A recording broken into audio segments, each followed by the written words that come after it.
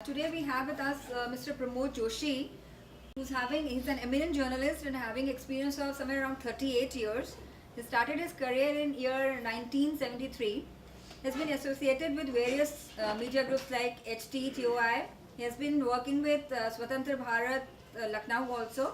He'll be talking on media values in today's scenario. So I hope that it's going to be an interesting lecture for all of you and will help you in your forthcoming future. Bharat का पहला अखबार 29 जनवरी 1780 को James Augustus Hickey नाम के सज्जन ने निकाला था कलकत्ता से। हिक्की जो था वो ईस्ट इंडिया कंपनी का एक प्रिंटर था। जो प्रिंटिंग टेक्नोलॉजी तो आ गई थी इंडिया में और कंपनी के जो भी डॉक्यूमेंट्स वगैरह छपने लगे थे, बाइबल वगैरह या इस तरह के जो धार्मिक ग्रंथ भी छपने लगे थे, पर न्यूज़पेपर जैसी कोई चीज़ नहीं। ऐसी चीज़ें छापनी शुरू करी जो ईस्ट इंडिया कंपनी के अंदर के करप्शन को बताती थी। कुछ लिखने की इच्छा थी, किसी चीज़ को एक्सपोज करना चाहता था, कोई चीज़ किसी ने कुछ छिपाई है उसको मैं सामने लाना चाहता हूँ। दरअसल पत्रकार की या जर्नलिस्ट की जो सबसे बड़ी जो इच्छा होनी चाहिए, जो मेरे हिसाब से, वो यही है कि कोई चीज़ कहीं पर छिपाई जा रही है, उसको एक्सपोज किया जाना चाहिए। विज्ञापन का उद्देश्य है कोई चीज़ छिपाई जानी चाहिए,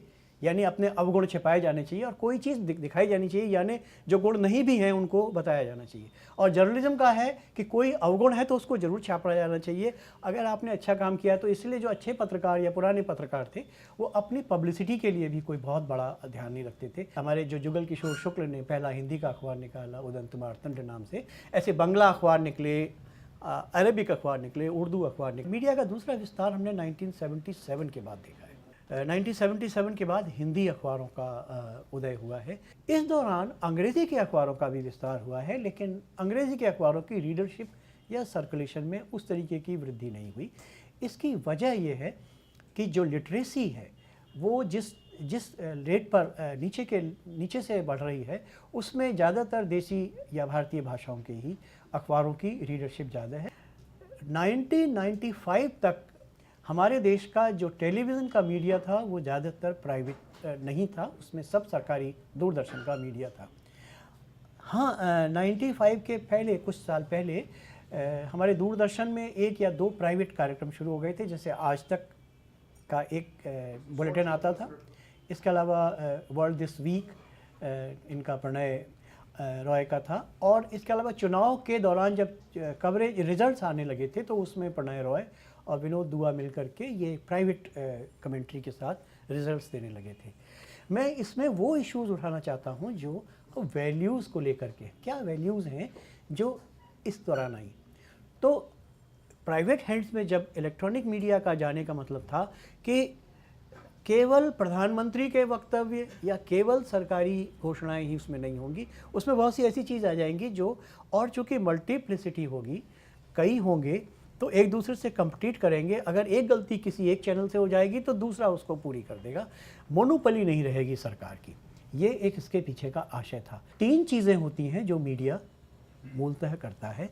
एक, इन्फॉर्मेशन देता है या इन्फॉर्मेशन को लेता भी है।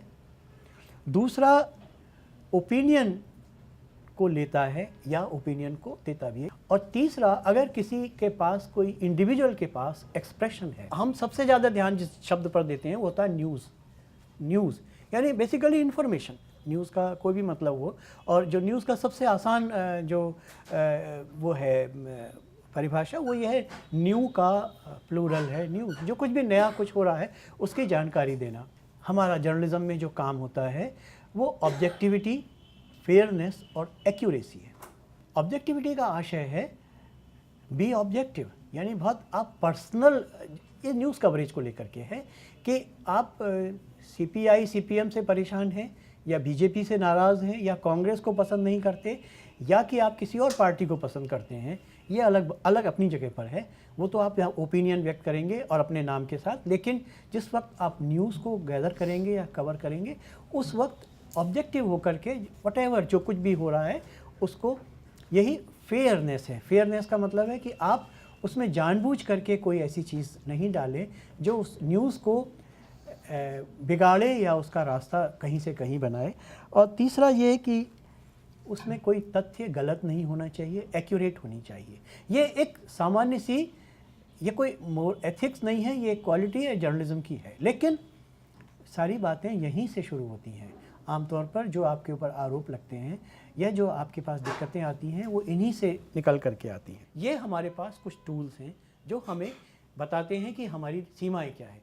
ये चाहे प्रेस हो, चाहे टेलीविज़न का मीडिया हो, या कोई भी हो, या आगे जाकर के इंटरनेट भी आएगा या कोई भी मीडिया आएगा, उसके ऊपर लागू होने वाली छोटी मोटी चीज़ें हैं जो हमेशा लागू होंगी।